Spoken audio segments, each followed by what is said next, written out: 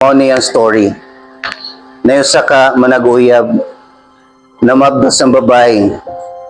Nahadlok ang lalaki nga pakaslan ng babae. So nilayas ang lalaki. Gingnan siya sa lalaki sa wala pa siya ni Hawa. Tangtanga ang bata, ilaglag ang bata. Pero dili makaako ang babae nga laglagon niya ang bata. So ang babae wala nagpahibaw sa iyang ginikanan na buntis siya. Iyang pusto niya hang tiyan ug daghang sanina, magsulob siya upat ka sanina aron di mo dako iyang tiyan. Antod sa panahon nga nanganak siya sa CR sa usa ka mall. Ang iyang plano ibilin raw unta ngadto. Pero di siya kabilin siyang anak ngadto sa CR. So iyang gibitbit iyang anak, nagilak siya sa gawas sa daan. Nagsige siya mahay nganong nipatol siya tong lalaki nga dili responsable. Mahay siya sa kalibutan nganong walay nilaban niya, walay nakabaway ni tabang niya. Pero niingon po siya, wa man isa ning bata. Wala ni sa ang bata. So ang iyang gibuhat, giputos niya ang bata o gibilin daplin sa daan. Kaya una-una, naagi makakita kung nasa daan ng bata. So iyang gibilin ng bata sa ubos sa kanang nihagdanan nga bridge, diha sa kilid sa hagdanan. Gibilin niya gabi, alas 10 sa gabi. Pero kanang alas 10 sa gabi, wala na kayo'y tao. Wala na kayo ni Agi. Naay ni Agi. Nagdaog kariton. Magtiayon. Ningon ng babae. Unsa rong nagtingog? Bata? Ningon ng laki. Basin iring ra ron. Pero ang babae kay kung unsa ilang kutob, tinuod man na. So niadto ang babae sa kadtong panapton nga giputos ug nakita nila lalaki nga bata. Ningon ang laki nga kuha ato nang atimanon na bata. Kana kay mihilak siya, ganan siya mabuhi. Ato nang buhion, bahalag lisod ta. So ang bata, kuyog-kuyog nila. Ilang bay kay kariton. Kailan mo kariton? Kana ganing iduot ra. Ingani siya forma.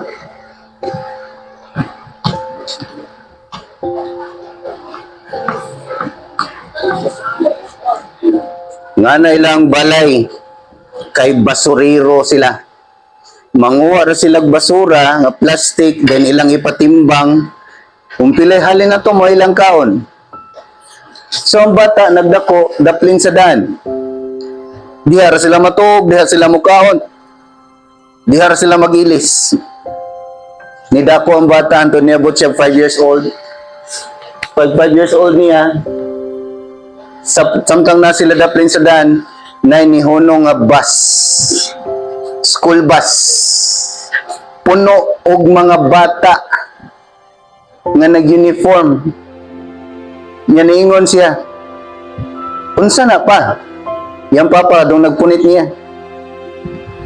Niingon niya papa, mga eskwela na sila nak. Unsa nang eskwela pa? Wadto na sila eskwelahan. Nya tudluan na sila unsaon pagbasa, unsaon pagsuwat, unsaon pag-answer. Ningon siya, pwede kong sakay diha pa? Ganahan ko makatuna na. Ningon ang iyang papa, dili ta pwede na dong. Kaya nang nasa sud sa bus, mga dato na sila. Naay mga dili dato, pero di po ta pwede. Wa man tay papel, wala kay birth certificate, di ka ma-enroll. Wala kita kabawon sa imong pangan. Manang amon tawag nimo dodong ra. Wala kay pangan. So ang bata, kada adlaw kita siya itong mga bus nga moagi, musunod siya. Pag-abot niya sunahan, ang bus, niskusog padagan, pero na'y eskwelahan diha sa daplin. Yan na'y mga bata nga nag-uniform nga 5 years old na nod sa eskwelahan. Nidagan siya balik, niya ningon siya siyang papa pa. Na'y eskwelahan dito pa. Na'y mga bata nga ito nanood, nag-uniform. Siya, ay, nga na ginadong, adto tangad to, kay basin ay basura, ipanglabay nila, tumpon iton. Ug samtang namunit yung papa og basura, Nisod ang bata sa eskwelahan. Nisod siya sa likod sa room.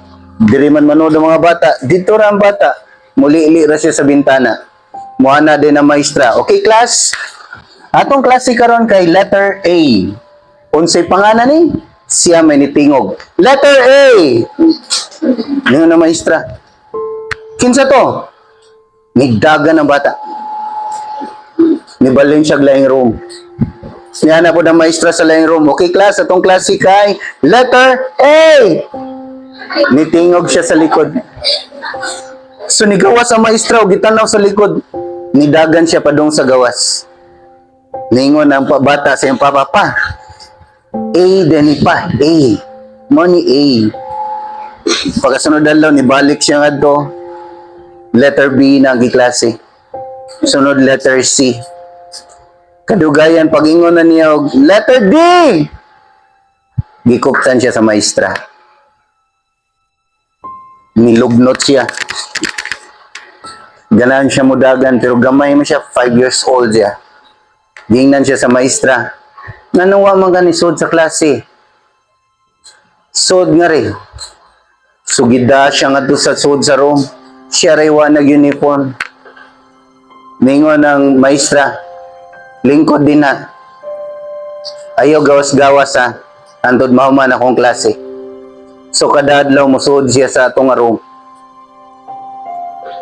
Nahuman ang klase, nahuman ang tuig nga first honor siya.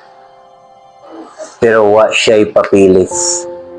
So gitawag sa maestra yung papa ug ningon, Sir, wala ni birth certificate imong anak. Asa man ang anak imong asawa? Ningon ang papa, di man mga anak akong asawa ma'am kay sinta naman mi. Napunitan naman na namo siya. Nga ma'am, sorry kay kung nakadisturbo na akong anak din na. Siya dili sir, bright inyong anak. Ako'y bahala ni. So ang maestra may nilukat niya og birth certificate. Og nahuman siya sa kinder nga first.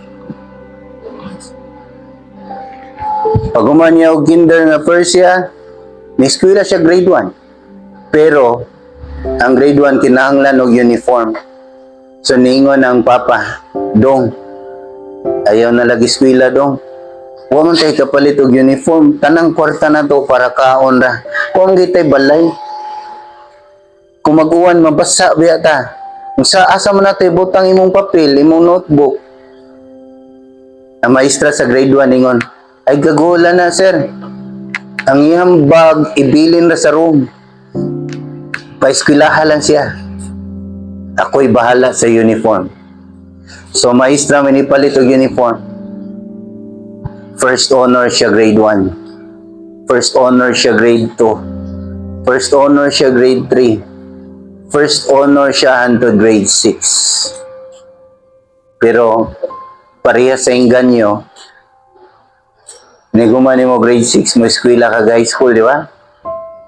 Pero dili pareha diri nga eskwelahan narang high school. Ang eskwelahan nila layo kayo. So niingon ng papa, mana imong eskwela, okay na ka. Kabalo na ka mo basa, kabaw na ka mo suwat, okay na ta. Niingon ng bata, dili pa. Ganahan ko mo eskwela high school. Nag-istorya sa maestra ang papa ni, Sir, pa-eskwela science high school imong anak sir, kay bright ni mong anak. Kung adto siya sa science high school, mas nindot ang makatunan niya. Ningon niya, Papa, bisan pag nindot ng science high school, ma'am, huwag may kapalit uniform sa mga project, ana, yung mga tiguang nami. Unsa man na mo ipa-eskwela sa mga anak. Ningon ang gadong maestra, ay gagol, sir. Nako'y igsoon na maestro ko dito sa science high school. Ako lang siyang ingnon sa sitwasyon ninyo. So, ni-eskwela siya. So, silang tanan, ibalhin nga to. Gida ilahang kariton. Ngadto na sila nagstambay. Eskwela yung anak. Uniform, ID, tupe, bag, notebook, tanan. Ang maestra may nigasto. Pero giingnan siya sa maestra. Dong, kanantan ng gihatag na ko nimo wala na kapuslanan kundi ka mo eskwela. Di sa ko kapugos nimo nga mo eskwela ka. Depende na ginanimo kung ganahan ka mo eskwela o di. So, eskwela siya. Ang nakalisod kay, di kay siya kamao og English. Kamao siguro siya unsa ng mga R ug mga S, pero kung imo siya pasultion og in English, di kay siya kamao mosulti og in English. Kabasa siguro siya og English, pero kung sinuwatay na og English, dili kay siya kamao. Pero may kay siya math. Sa ilang room, siya pinakamay math. Siya may pirmi papel og contest sa math. Manang dili na siya honor pag high school. Wala siya honor nga award. Pero pirmi siya best in math. Best in math hantod na human ang high school. Wala pa'y grade 11 o grade 12 aning panahon na kay Kotobra 4th year high school. Pag-abot niya 4th year high school, ni-graduate siya, gingnan siya maestro. Ganang ka, Eskwela College. Naglibog siya sa iyang itubag. Kaya ganan siya eskwela, pero walay college sa ilang lugar. Ningon ang iyang maestro, sagdi lang, nay eskwelahan sa Cebu, ug kung mo eskwela ka dito, kay bright man ka, dawaton kanila. Mo take lang kag exam. So gitagaan siya og form, iyatong gipil-apan, ni take siya exam, ni pasar siya, scholar siya. Kung scholar ka, walay bayad ang eskwelahan. Di mo kinambayran ang eskwelahan. Free ang tuition fee. Pero na'y problema, walay libre ka o balay. Kay layo man. So ningon niyang papa, ikaw dong, kung mo eskwela ka, di ko katabang nimo. Numdumi, mamunit na tag plastic aron makakaunta. Kung ganahan ka mo eskwela, ikaw may agwanta na. So ni eskwela siya. Klase siya buntag, igabi manghugas siya sa mga karinderya. Ingnon niya ang karinderya, te, kanang bahalag sobra nga pagkaon lang ako ate. Bahalag manghugas ko. So mga karinderya nga do, kay baligya ng sudan, di ba? Mo balibad. Na dili dong kay kanang malas na yung anak. Untod niabot siya sa gamay kay karinderya nga mga sudan, mga inununan, mga buwad, yan na. Siya te, bahalag paugason ko nimo te, bahalag salin ra sa kinanaan ako pakanaalan ko. So manghugas siya. Siya manghugas sa tanang plato ng karinderya. O kung unsa ang gisulti, mo ra po gihatag siya. Mga sobra ra yang gikaon. Mga kinanaan nga sudan, ang rice nga di mahurot, mo to yang kanon. Naghilak siya samtang nahugas siya.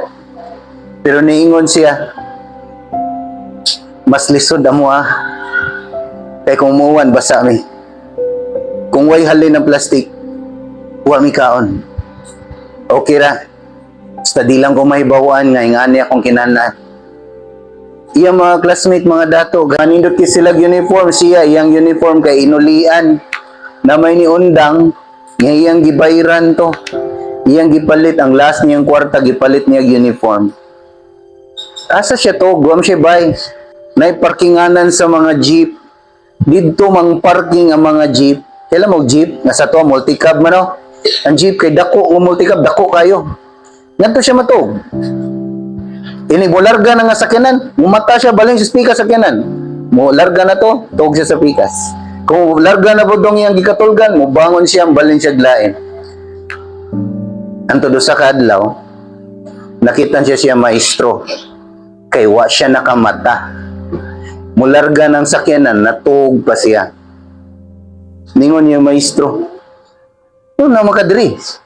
Bukan ni ulit sinyo ha?" Nanapo pa siya sa iyang mata niya siya. Wala sir, kanang dirira ko natuguan. Siya uli sa inyo ha.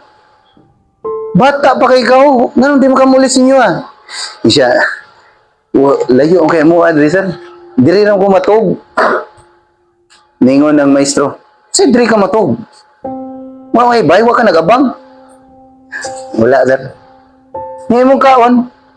Kana dihay, kanang tindahan. Kung unsay lang sobra, makuha. So pag sure, duha na siya kabuan, naging ato. Ningon na maestro, sige, adto ka tug sa library, na isuldo ang magbantay sa library. So naa kay kwarta ron palito pagkaon.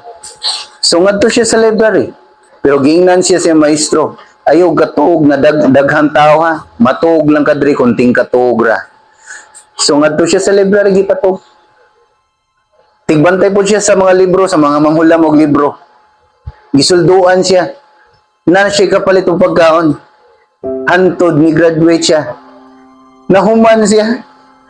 Kabaw mo sa iyang kurso? Nautical. Nautical meaning kanang ang trabaho kay nasa barko. Pero di man siya may og English. Pag-apply niya trabaho, di siya madawat. So gingnan siya tong maestro nga nagpatuog niya sa library. Kanang dong, murag di man ka madawat og seaman, nako ipatrabaho nimo. Sugot ka. Siya sir, bisag unsa na nga trabaho. Siya nakoy kailang nga Norwegian. Unya na siya fish pond. Ang imong trabaho tigatiman sa isda. Kay tigpakaw na to, kay kung manganak ang mga isda ilahi nimo, basta imong atiman nun ang isda ra. Siya sige sir. So yung gibuhat, niadto siya sa Norwegian. Gitudluan siya sa Norwegian na kung manganak ni nga isda ilahi tong mga gagmay kay kanon sa dagko. O gadtong bag-o nga mga tubo nga isda, mo na po ito yung atimanon, yung pakanoon niya, ang uban na ito'y baligya, mahalin, ihatag niyang halin sa Norwegian, mo ito yung trabaho. Ang ilang gibuhi, bangus o tilapia.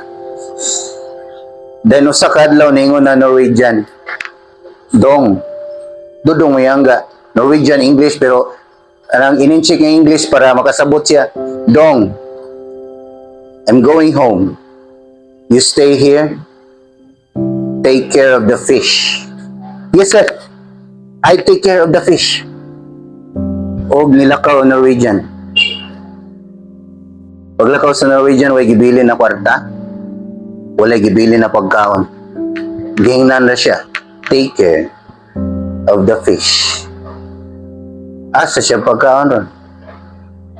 Ikaduha, asa siya pagkaon para sa isda.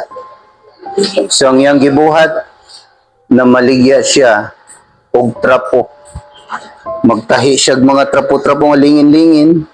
Nga ibaligyan niya diha sa daplin sa daan kay ang ibalay sa Norwegian daplin raman sa daan. Ug ang halin na to mo iyang ipalit og pagkaon niya aw sa mga isda sa Norwegian. Pero abi niyag muli ra ang Norwegian dayon. Abi niyag mobalik ra uman sa usa ka semana. Niusa na lang kabuan, 2 ka buwan, 3 ka buwan, 4 ka buwan, 5 ka buwan, 1 ka tuig, 2 ka tuig, usa pa ni balik ang Norwegian. Siya'y nagpakaon sa isda. Iyang i-harvest, iyang ibaligya, ang halin iyang gitapok. Kadung bagong tubo, iyang giatiman, iyang i-harvest, iyang ibaligya, ang halin iyang gitapok. Pagbalik sa Norwegian, gihatag niya ang tanang halin.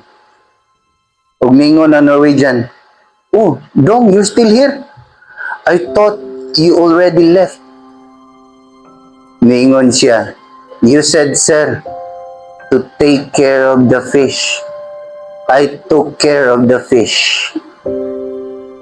Mao ni ang iyang gihatag ang halin. Nalipay ang Norwegian. Dili din ni tikasan na tao. Kabaw din ni mo agwanta nga tao. O gingnan siya sa Norwegian, "Dong, you graduated nautical, right?" "Yes, sir." "Okay. I have 3 ships. I let you ride on one. Gipasakay siya sa barko. Nawa siya nang apply. Kaya ang Norwegian jay, na siya tulo ka barko. Nahimo siyang seaman. Kung ara ka sa barko, asa ka manuroy?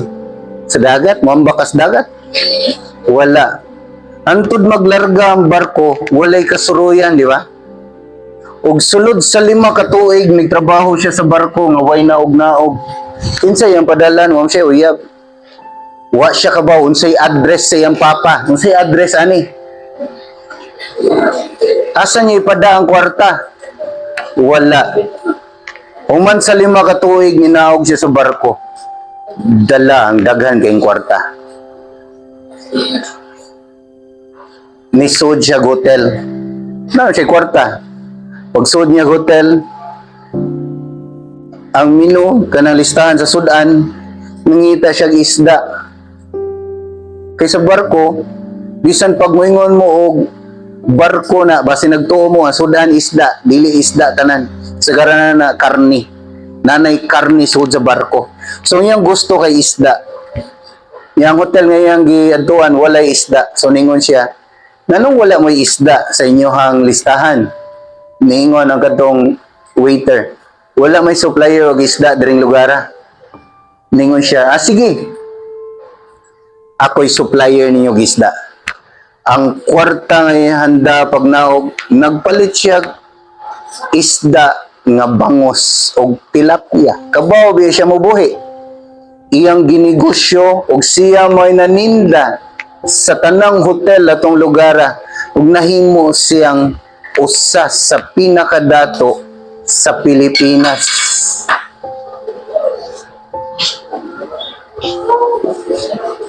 Now, lesson sa story mo ni, pwede mo to siya mo undang, pwede mo to siya mo biya sa panahon nagbiyahan siya sa Norwegian. Pwede man siya mo rason bugo mag English. Pwede man to siya maingon, wa man ko'y kwarta, ano mo eskwela man ko. Daghan kayong pwede irason niya man. Pero mo ay nakapadato niya, kaya wa siya nareklamo. Sa yun ra kay reklamo. Kapoy, lisod, wa man ko ana, di ko kamao ana. Sa yun ra kayo. Pero ang dili reklamador may mo basket. Bisag sikhon pa na siya. Bisag hapakon pa na siyang tuyo. Kaya may mo basketball, andam siyang masakitan basta masyat lang ang bola. Wala siya pakialam kung ang iyahang kontra 5 pa kabuok mulusot na siya. Kaya mga taong moasinso kadtong dili hadlok masakitan. Ang taong moasinso kadtong dili mo reklamo. Ang taong moasinso kadtong walay tan-awon nga lisod. Mubuhat lang sila. Mutrabaho lang sila. Ikaw, basin sudan nga bati lang, mo reklamo na ka. Mama, pirmi lang buwad. Ganina, ginamos. Ganin, paghapon, buwad. Kadto pag yung daghang king asin. Awan ni kung singo to, parat na kayo. Pasangin lang ang sudan. Sanginlan ang tanan, sanginlan pang mama. Ikaw manggod ma, tungod nimo ma. Sanginlan pang papa. Ikaw manggod pa, naingani ko ba tungod nimo. Sanginlan pang Ginoo. Ginoo, gihimo ko ng batignaw.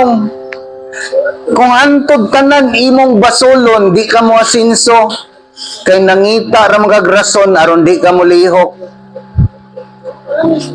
Grade 6 mo ron, no? Pwede siya mo ingon, undang ko. Pwede juga mo ingon, pobre mami sir. Pwede juga mo ingon, di man ko kamao sir, bugo man ko ana sir. Ikaw, muha ng rason. Pero mo ni hinumdumi, ikaw ray nagpapobre nimo. Dili nimo sa nga pobre ka pag ipanganak. Di man nimo sa nga pobre mo mamagpapa. Pero kung mamatay ka nga pobre, sana nimo. Isugot kang pobre ra ka. Wag yung ka nangitag paagi, wag ka nangitag rason.